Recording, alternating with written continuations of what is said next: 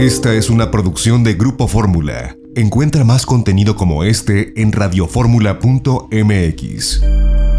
Sí, mira, creo que hay muchas preocupaciones sobre el anuncio que se dio a conocer esta semana sobre el reinicio de clases, el nuevo ciclo escolar, con el uso de la televisión. Las primeras dudas tienen que ver con qué es lo que sucedió en la primera etapa de Aprende en Casa, cuando se cerró el ciclo escolar pasado. En ese momento la contingencia obligó a que no pudiéramos concluir el ciclo escolar de manera presencial y se optó por utilizar a la televisión como una herramienta. La verdad es que nos quedaron muchas dudas de qué sucedió en esa experiencia. La Secretaría de Educación ha presentado algunos datos, pero me parece que no son del todo claros y ni siquiera contundentes, ¿no?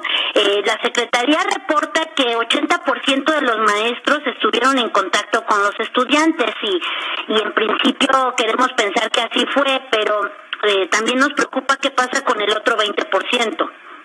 Eso para empezar, porque además esto va a ser un nuevo ciclo escolar donde tiene que haber inscripciones, reinscripciones, va a haber niñas y niños que van a pasar de un nivel educativo a otro y ahí va a ser también mucho más complejo el establecer comunicación.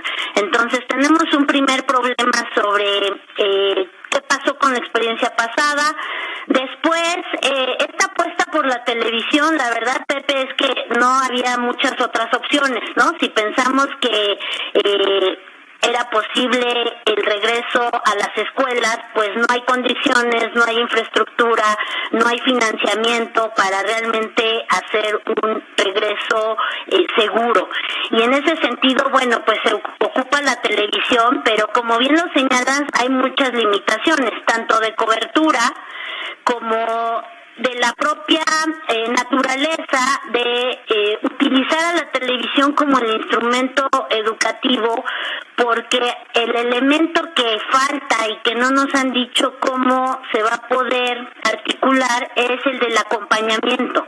La televisión es una herramienta, pero necesitamos el acompañamiento de los maestros y de los padres y madres de familia, y creo que esa parte no ha quedado clara, no nos han explicado si la Secretaría tiene un plan sobre cómo va a ser este procedimiento de acompañar, de presencia, de estar al tanto de los niños y las niñas y los adolescentes, porque, como te repito, la televisión por sí sola o los libros de texto por sí solos no pueden sustituir del todo los procesos de aprendizaje de los niños y las niñas y los jóvenes. Alma Maldonado, la Coordinadora Nacional de Trabajadores de la Educación, no saluda con buenos modos esta idea, señalando que es discriminatorio. ¿Por qué? Porque hay 11% de los hogares en México, en zonas rurales del país sobre todo,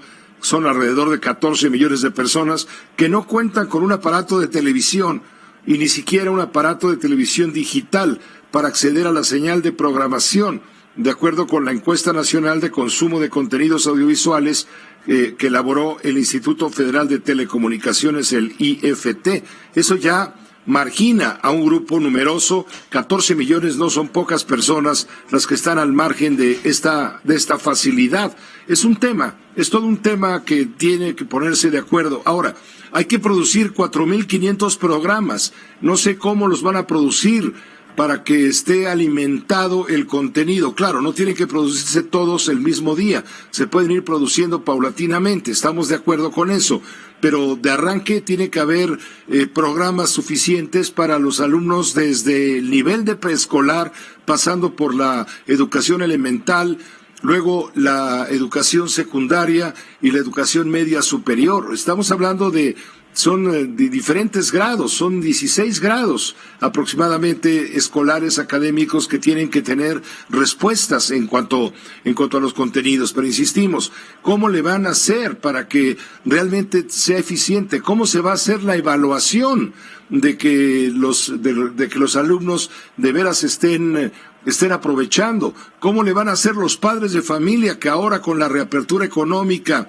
en algunos lugares del país están teniendo que salir a trabajar? ¿Cómo van a supervisar los padres de familia que los hijos, en lugar de estar viendo lo que deben de ver, que son las clases por televisión, de veras se pongan a trabajar y no se pongan a ver, no sé, Los Cuatro Fantásticos o algún otro programa que pueda tener la televisión en un momento dado? Es decir, son muchos asegúnes, como decían en mi cuadra, que nos ponen a pensar que, obviamente, el primero que lo está pensando es el presidente de la República y su secretario de Educación Pública.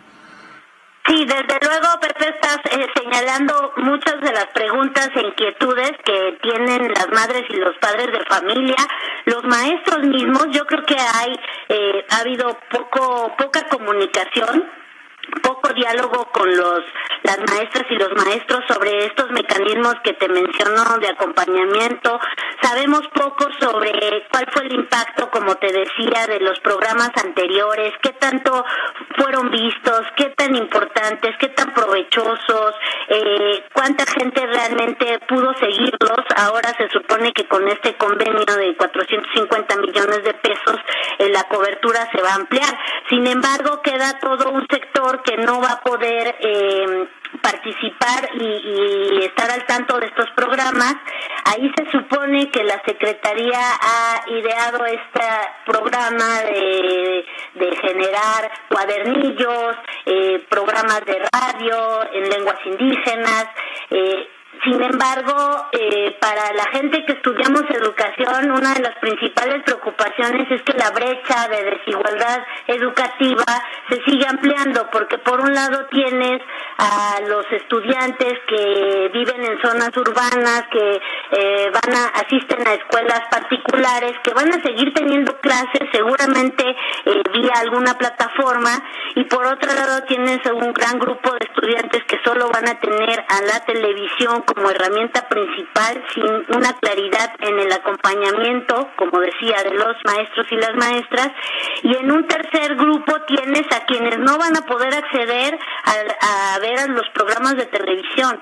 Entonces, esto está siendo muy complicado y la verdad es que uno esperaría que la Secretaría tuviera más respuestas a unas semanas de iniciar el ciclo, y que además tuvieron todo este tiempo previo para haber planeado, porque creo que ante una pandemia no controlada, pues se esperaba que esta iba a ser un poco la situación. Entonces, sí, son muchas las preocupaciones y pocas las respuestas, desafortunadamente. Finalmente te pregunto, doctora Maldonado, tu comentario sobre lo que dijo ayer Antonio Guterres. Antonio Guterres, él es el secretario general de la Organización de las Naciones Unidas. Te resumo, dijo: nos enfrentamos a una catástrofe generacional que podría desperdiciar un potencial humano incalculable, minar décadas de progreso y exacerbar las desigualdades arraigadas. Es un tema más que serio lo que sigue. Sí, claro, el informe de la ONU que fue dado a conocer ayer presenta un panorama catastrófico, me parece, ¿no? Muy preocupante sobre la generación que en este momento está en la escuela y que no están asistiendo. Tenemos que recordar que el no asistir a la escuela significa una gran pérdida en muchos sentidos para los niños, jóvenes, niñas que se están educando y desde luego para los maestros y maestras. Entonces la pérdida es importante. Creo que por eso se deben de tener las mejores estrategias, no escatimar recursos, es lo que yo te diría, ¿no? En este momento tendríamos que pensar que una de las grandes prioridades, además de la salud pública, tendría que ser la educación. Yo creo que las previsiones de abandono en el caso de México son alarmantes. Ya por lo menos tenemos este 20% que no se comunicaron con sus alumnos, los profesores, y además algunas tendencias, por ejemplo, en la educación media superior ya venía un decremento de la matrícula. Yo creo que nos estamos acercando a un panorama poco optimista y ojalá realmente se pensara en este tema como prioritario para el país en este momento y se destinaran los recursos, las capacidades necesarias, porque va a hacer falta mucho más que unos programas de televisión para poder evitar que sea una Esta fue una producción de Grupo Fórmula. Encuentra más contenido como este en radioformula.mx.